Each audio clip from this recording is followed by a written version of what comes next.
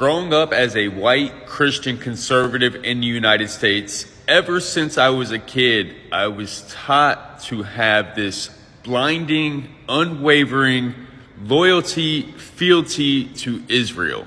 I was conditioned to believe that Israel was the promised land and the Israelis were God's chosen people, and all the Arabs surrounding Israel just wanted to annihilate them and wipe them completely off the map.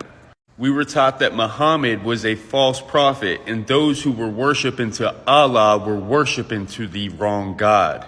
And we were taught that we were supposed to pledge allegiance to the United States, support the American military and their endeavors all across the world, but especially in the Middle East, and their support for Israel. We were supposed to back that no matter what. And to question anything would be un-American. But now that I'm older and we have access to the world at our fingertips and I can see with my own two eyes what is going on, I began to question everything. I realized that we bought the lie that Western media propagates to us. We bought the lie that the American church or the Western church propagates to us.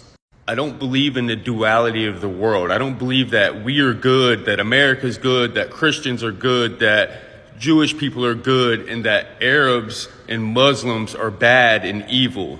We've always been taught that Arabs, Palestinians, Iraqis, Iranians, they're jihadists, they're terrorists, they're thugs, they're predators, they're savages. These are the words that we've always used to describe human beings.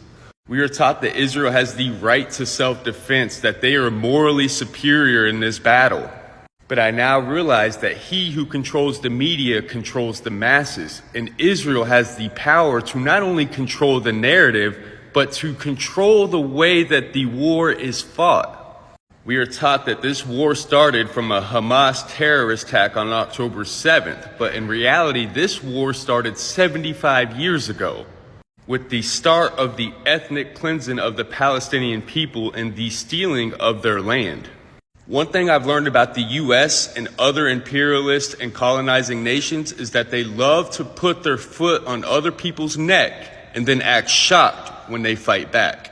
Any nation that tries to employ a system other than the United States capitalistic system, we will automatically cut them off, sanction them, put our foot on their neck, don't give them access to the U.S. economy and the rest of the world, and then we will look at them and say, look, they failed. That doesn't work. Their system doesn't work. And we're supposedly the wealthiest nation in the world, but we've got millions in prison. We've got millions on the street homeless. We got millions without health care. And we say to the rest of the world that we're morally superior and our system's the best. And when our own people begin to question it and speak out against it, we are told that we are unpatriotic and un-American, and if we don't like it, go to those other countries whose system doesn't work because America has her foot on their neck.